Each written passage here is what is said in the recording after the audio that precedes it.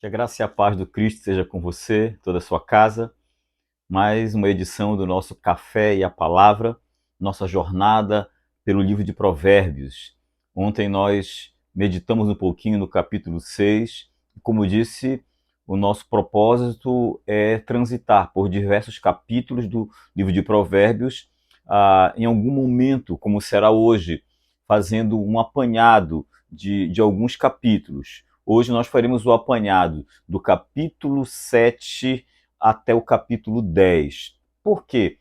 Porque a gente vai resumir um pouquinho, porque estes capítulos, em alguns momentos, não que eles se repitam, mas eles tratam do mesmo assunto. Tá? Então nós temos do capítulo 7 ao capítulo 10, pelo menos três aspectos.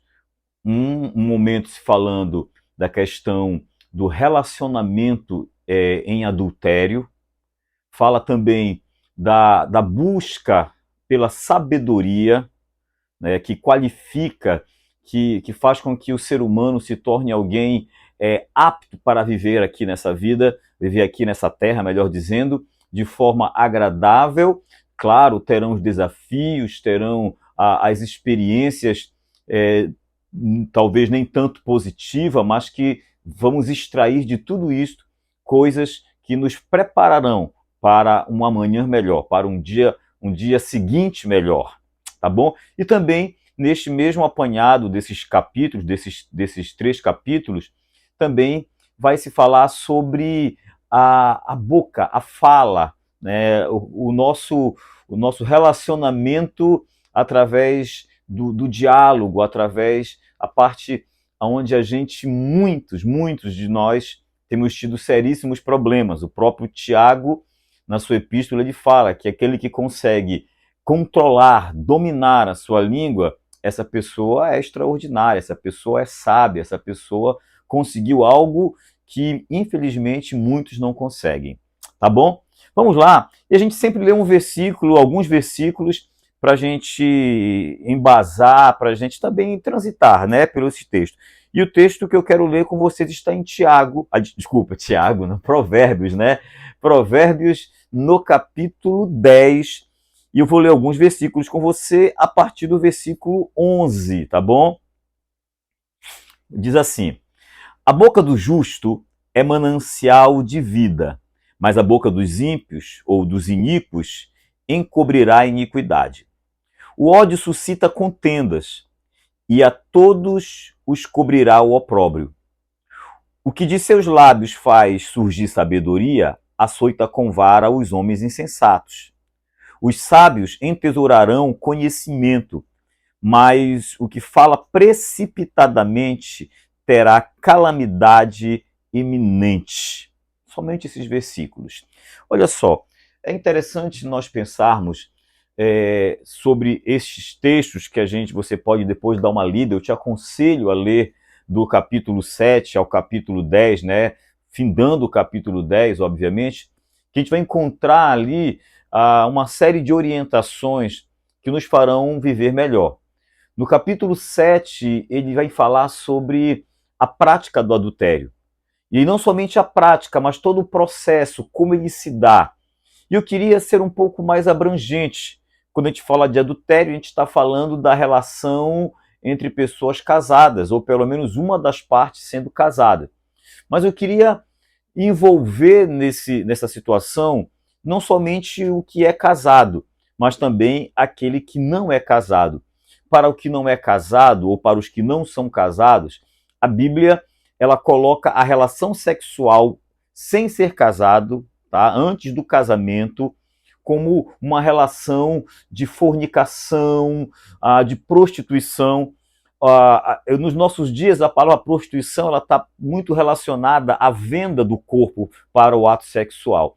Mas a Bíblia ela abrange um pouquinho isso e tem a prostituição também como ato de se relacionar sexualmente sem ser casado. Então eu queria rapidinho tocar nesses dois aspectos, o adultério e a relação sexual sem ser casado. A Bíblia condena, o Senhor nosso Deus condena todos os dois atos. Condena veementemente E a penalidade para isso, a consequência final, se não houver arrependimento, mudança de comportamento, infelizmente é o inferno. O inferno, o lago de fogo e enxofre, é uma realidade bíblica. Existem algumas religiões que tentam amenizar isso tudo, algumas até negar, mas a Bíblia, a palavra de Deus, é muito clara quanto a isso. O inferno é uma realidade. Foi preparado para Satanás e seus anjos decaídos e os demônios. Porém, todos os que se afiliam a ele, ao seu comportamento, às suas atitudes, também serão encaminhados para o lago de fogo e enxofre, que é o inferno propriamente dito. Não é a vontade de Deus que nenhum ser humano vá para lá. Fique certo disso. Por isso, a palavra de Deus nos aconselha. Por isso, o Senhor nos aconselha, dizendo, olha, cuidado com o adultério. O texto cita muitas vezes a questão da mulher adúltera, mas, claro, nós estamos em um contexto onde havia um comportamento, às vezes, machista. Não que a Bíblia seja machista, por favor, tá bom? A sociedade, ela tinha algumas características muito mais valorizando a força do homem, tá? Mas, muito pelo contrário, a palavra de Deus, ela desmonta isso. E quando chega nos dias de Jesus, mais ainda, o valor ao longo da palavra de Deus, que é dado às mulheres, e Jesus ressalta isso, os apóstolos ressaltam isso, então isso é muito maravilhoso. Uma das principais epístolas, cartas doutrinárias da Bíblia Sagrada, no Novo Testamento, que é Romanos, onde o apóstolo Paulo, inspiradíssimo pelo Espírito de Deus, trata diversos assuntos, ele cita, parece-me que em um único capítulo, se não me falha a memória, o 16, pelo menos 8 nome de mulheres. E a pessoa na qual foi incumbida de enviar esta carta tão importante, tão célebre para o mundo cristão, que é a carta aos Romanos, foi por uma mulher chamada Febe. Então, dito isso, ficamos claro que a Bíblia ela não é machista, pelo contrário, ela acolhe a mulher. Contudo, entenda que o adultério, tanto pela parte masculina ou feminina, é reprovada pela palavra de Deus. A vida sexual sem ser casado é reprovado pela palavra de Deus. Por quê? Porque trará consequências danosas espiritualmente e, obviamente, para a nossa vida natural. A gente sabe, é provável que você saiba, infelizmente, de famílias que foram destruídas, desoladas, filhos que ficaram frustrados, traumatizados, que precisaram até de tratamento psicológico por causa da traição, do adultério que aconteceu na sua família, ou por parte do pai ou por parte da mãe, e gerou um transtorno, em alguns casos até uma separação, uma ruptura brusca na família. Então são consequências extremamente danosas. O adultério não faz bem para ninguém. A vida sexual sem ser casado também a Bíblia condena, porque também traz duras consequências. Primeiro lugar, para a nossa vida espiritual, obviamente, porque a Bíblia diz que o corpo de Cristo jamais vai se unir ao corpo de alguém que vive como uma pessoa promíscua, com a meretriz, como o texto fala também. Então, não há essa união. Existem também a união de um homem e uma mulher no ato sexual, ele tem uma característica de aliança, e uma aliança de sangue. Por isso, toda a carga espiritual com quem nós nos relacionamos sexualmente, há uma transferência para a nossa vida. Esse é um assunto mais longo, não vou tratar aqui, mas a consequência pior para nós é a separação, né, nossa, por conta de rebeldia e de desobediência do nosso Deus. E ele não quer isso. Então o livro de Provérbios, neste capítulo, vai tratando isso, aí fala sobre a sabedoria, a necessidade de buscarmos a sabedoria, porque ela vai promover para nós uma vida melhor, uma vida feliz, uma vida abençoada. Então, busque a sabedoria. E a sabedoria está em Deus, como já falamos aqui. Tiago fala com muita propriedade. Quem não tem sabedoria, peça a Deus, que a todos dá. Então, peça, porém, sem duvidar. Peça com fé. Peça também com a motivação correta. Por isso, a necessidade de um homem e da mulher ter a sabedoria vinda de Deus. Não estou falando de inteligência, estou falando de sabedoria para lidar com todas as situações que estão à nossa volta. E em terceiro lugar, esse texto do capítulo 7 ao capítulo 10 de Provérbios vai nos falar também sobre a nossa relação através do diálogo, através da conversa, através da fala. E é aí exatamente que muita gente tem tido muitos problemas, causado problemas para os outros e causado problemas para si próprio.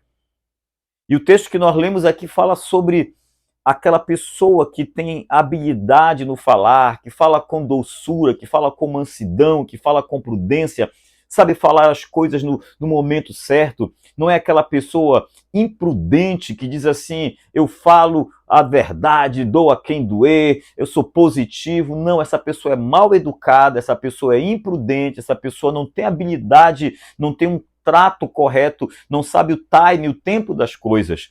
Essa é a grande verdade. Não podemos dar um termo, um título, né, para um procedimento sem realmente ser o correto. Né? Claro que a verdade tem que ser dita, claro, mas em momentos em que nós sabemos que esta verdade, em vez de produzir ira, problemas, contendas, vai produzir edificação. Então, em primeiro lugar, a habilidade, o cuidado no tempo de falar as verdades. Sim.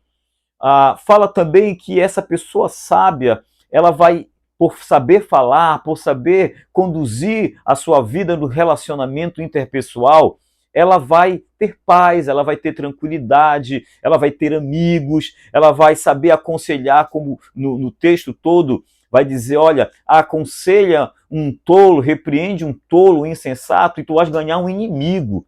Mas orienta um sábio, ele vai te amar e ainda vai se tornar mais sábio ainda. Então essas verdades eu tenho que guardar e executar na minha vida.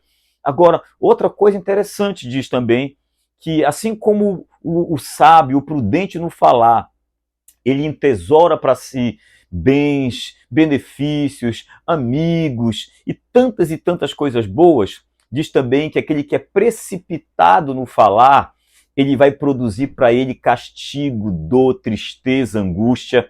E nós temos visto isso. E nós temos presenciado esse tipo de comportamento em pessoas que não têm prudência no falar, pessoas que não têm o cuidado, falam.